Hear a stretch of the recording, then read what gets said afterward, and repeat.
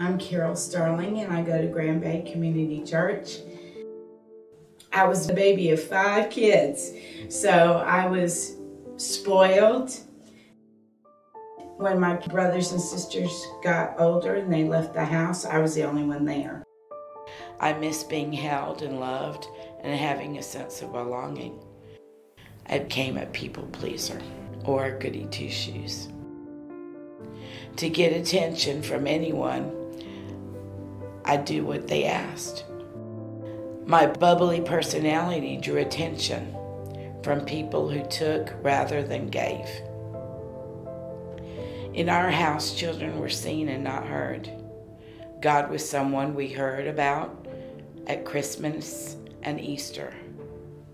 The rest of the year, he was too busy in heaven solving other people's problems.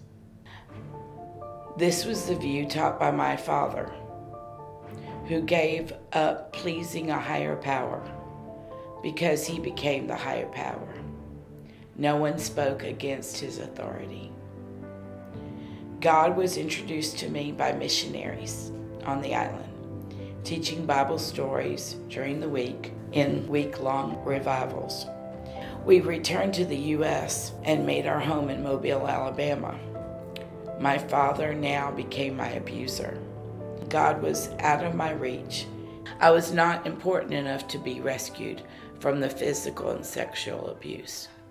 I was forbidden to talk about God or read the Bible at home. To escape the hell at home, I attended church with a neighbor and stayed with friends as much as possible. Though this time, God was there showing me the love, drawing me to himself to fill the void in my heart. Come to me, all who labor and are heavy laden, and I will give you rest. I loved writing love letters to him. I poured out my hurts, my feelings, instead of keeping them bottled up. My secret place was behind the shed in the backyard. I would go and escape there because I knew my father wouldn't come look for me. It was my safe place, my quiet place. There was a stream at the back of the yard, so it was like I was in paradise with him, with God. And then one night, I went to sleep and I had a dream. And in my dream, my friends, so-called friends, were chasing me and they were going to kill me. They said they did not like me and I wasn't in their clique, so they decided they were going to eliminate me, and they were chasing me. And I was running in this dark tunnel, and I saw a light at the end of the tunnel, and I knew that if I got to that light, I'd be safe. And as I got closer and they got closer to me, I saw that somebody was sitting on a throne, and that somebody, the light was coming from him. And I knew who it was immediately. I reached out my hand, and I knew if I touched Jesus' hand, because I saw the nail prints, that I'd be safe. And as soon as I touched it, that's when I woke up. And I got down by my bedside, and I prayed, and I asked Jesus in my heart. And I wasn't the same again. I had more bubbly personality. I was excited to be alive. The past was in the past. In fact, a lot of the hurts and the abuse became past memories that until recently I had forgotten all about.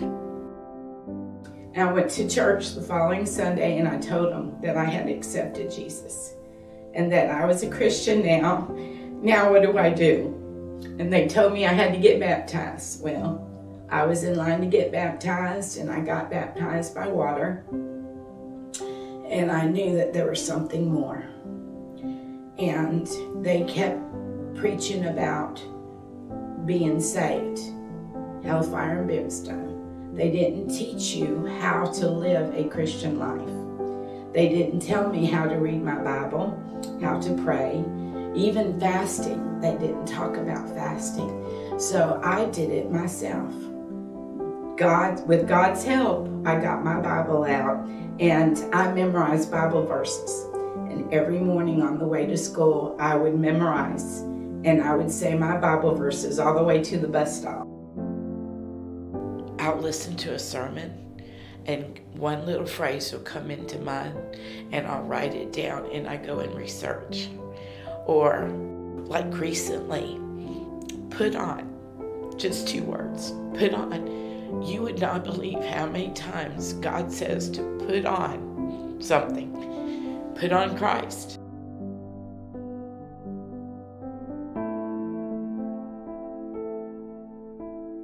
Put on love.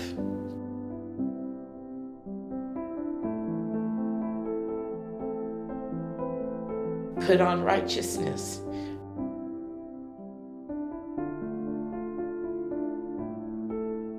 Put on the whole armor. That means don't leave anything off.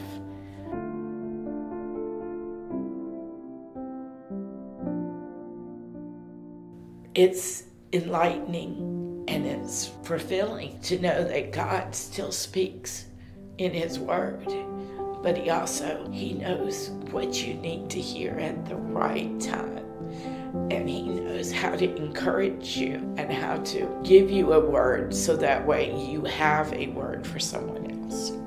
Sometimes the things I go through, like somebody lying or gossiping about me, and then God says, how do you feel? Of course I feel hurt, but it's amazing. God says, but we're not going to respond like that. We're going to respond in love. Have you prayed about it? Have you talked to me about it? Have you brought them before me? I love it. I'm still learning. He's still purging. It hurts sometimes, but I'm growing.